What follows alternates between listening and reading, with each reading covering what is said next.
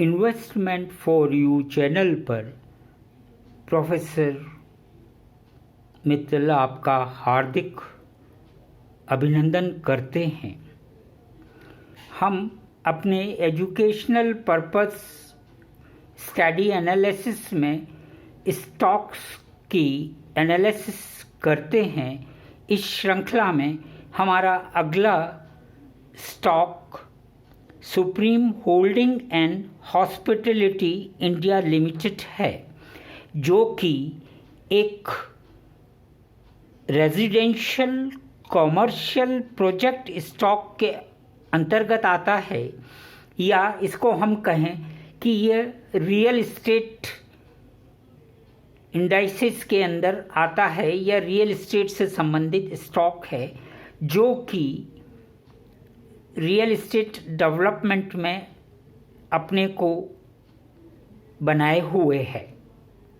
यहाँ पर हम स्क्रिप्ट की स्टॉक की एनालिसिस शुरू करने से पहले सभी श्रोताओं से यह अनुरोध करते हैं कि वे चैनल को लाइक करें, सब्सक्राइब करें और शेयर करें।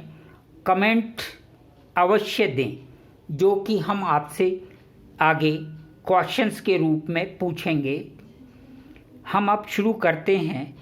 Supreme holding and hospitality India limited, जो कि बॉम्बे स्टॉक एक्सचेंज पर लिस्टेड है, फेस वैल्यू 10 रुपये है, बुक वैल्यू 147 है, मार्केट कैप 218 करोड़ है, और अगर इसकी बीटा वैल्यू को देखें तो 0.73 है।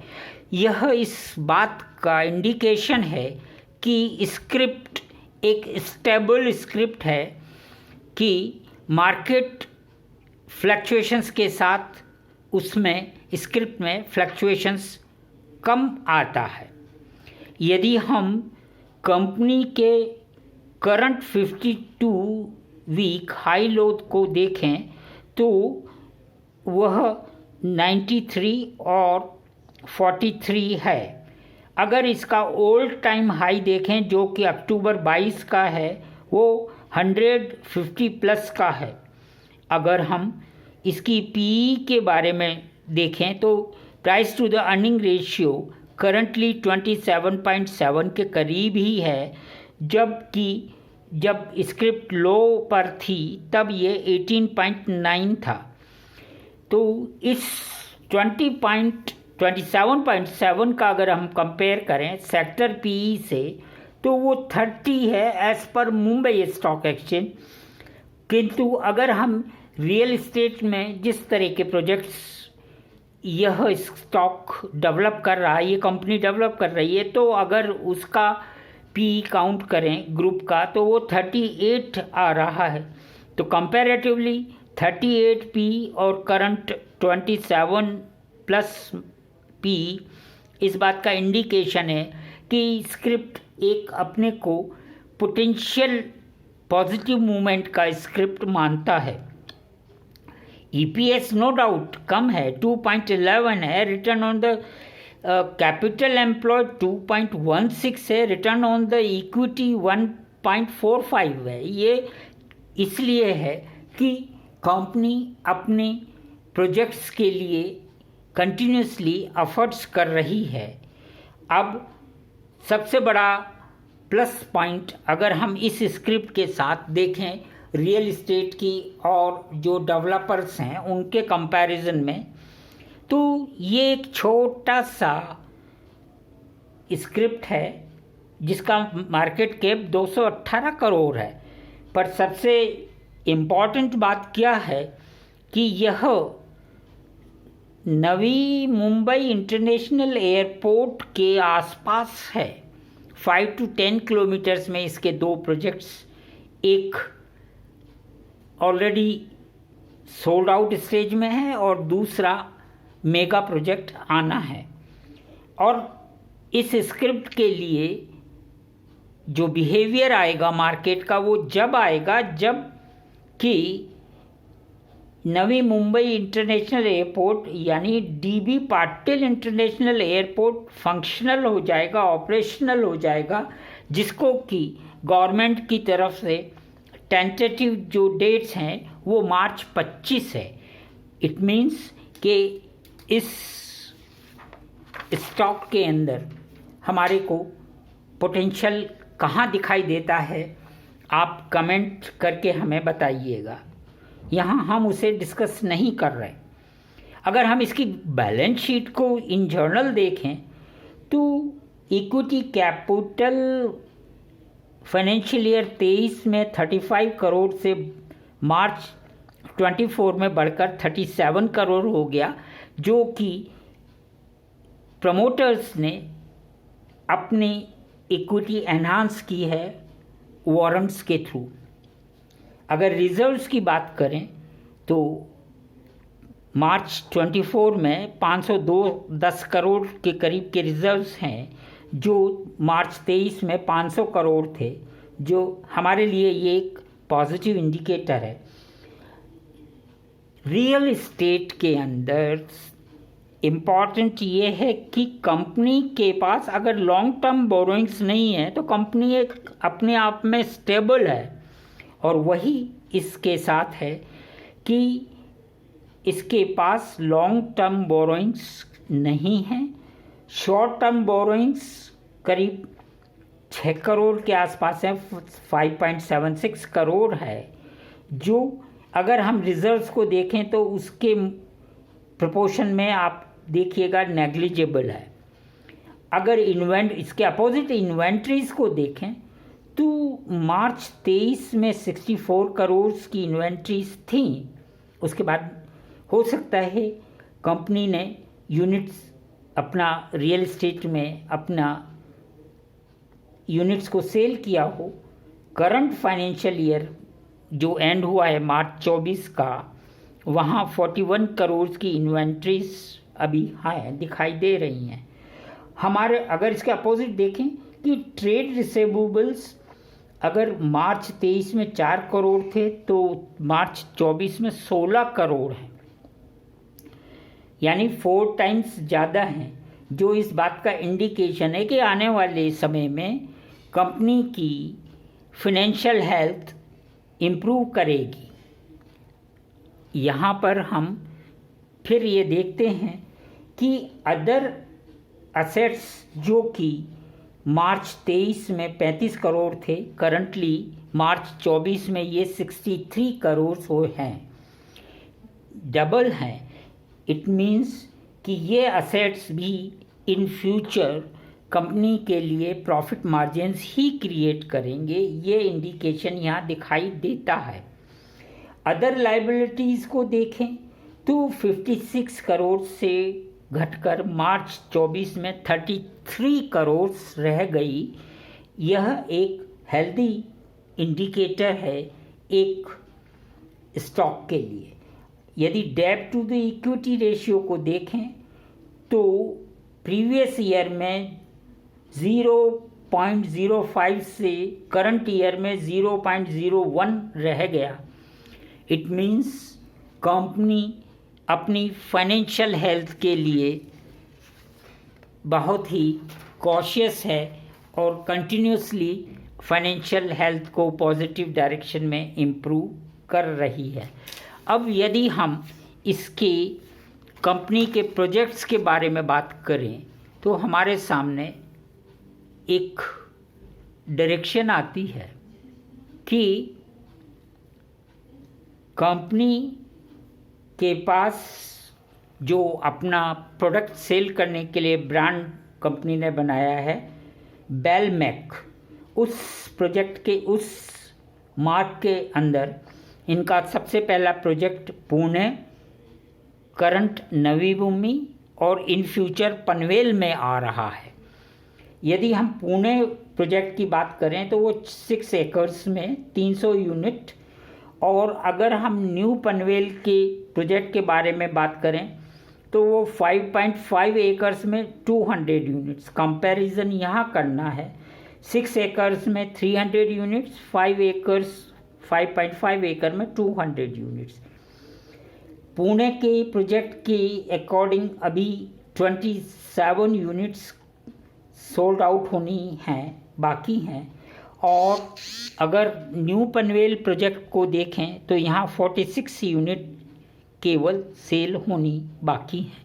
रेशियो को देखें तो डिफरेंस आता है, बट सेलेबल एरिया पुणे का 5.5 लाख स्क्वायर फीट था, कितने में, 6 एकर्स में, और न्यू पनवेल प्रोजेक्ट 5.5 एकर्स में सेलेबल 1.43 लाख स्क्वायर फीट है।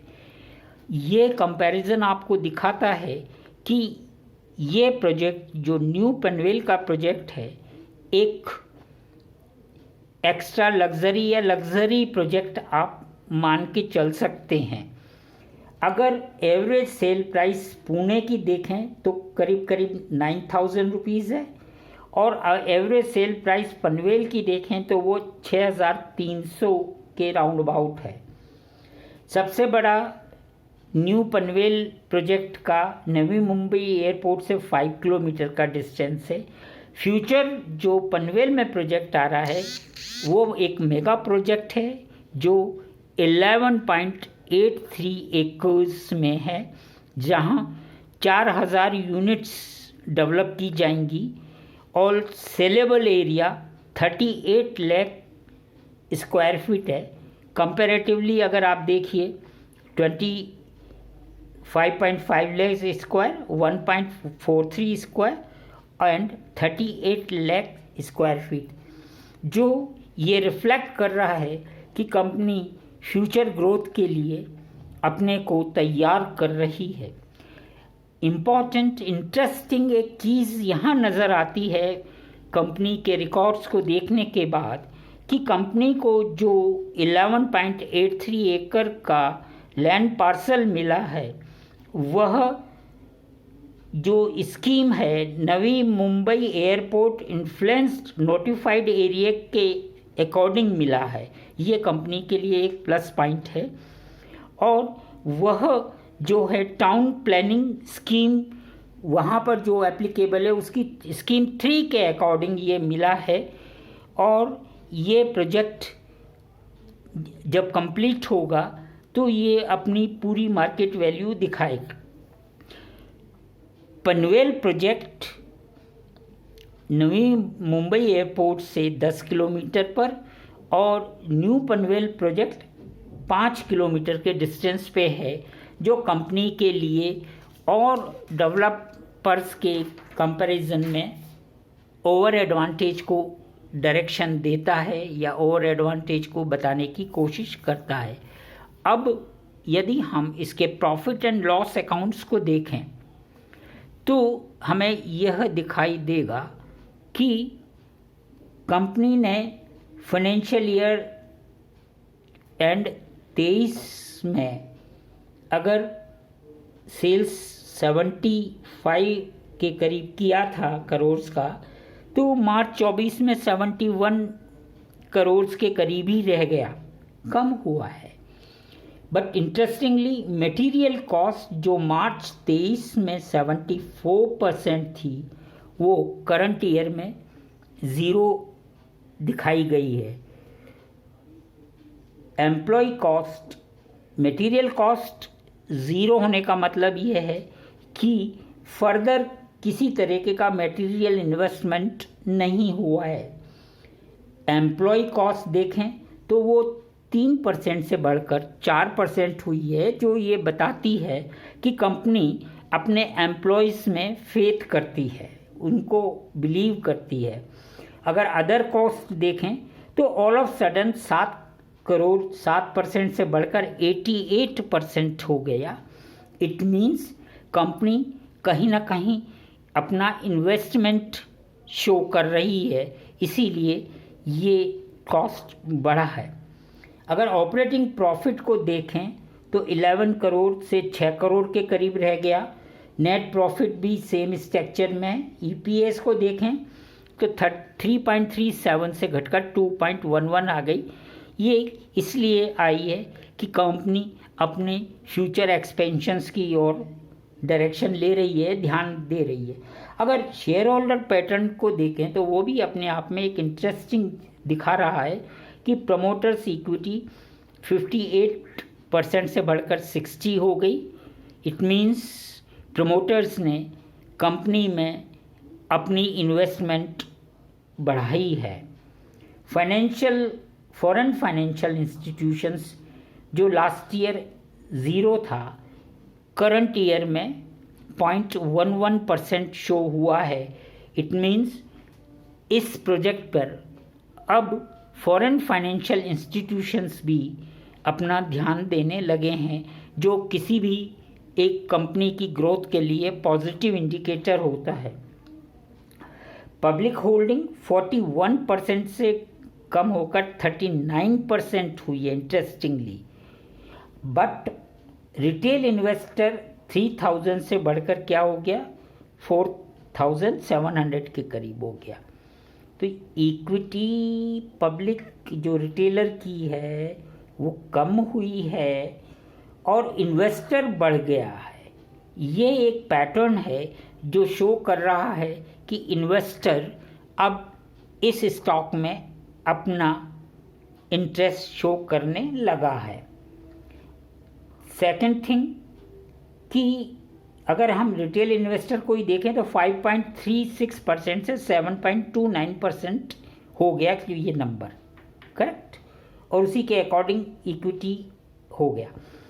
अब इम्पॉर्टेंट ये है कि कुछ सालों से jumbo bright group limited Hong Kong अपना इक्विटी स्टेक इसमें बनाए हुए है। उसके पास करंटली 24% के करीब इक्विटी है, जो ये एक इंडिकेशन है कि फॉरेन कॉर्पोरेट बॉडीज़ इस कंपनी में अपना फेथ दिखा रहे हैं, जो कंपनी की हेल्दी डायरेक्शन की ओर जाने का इंडिकेशन है।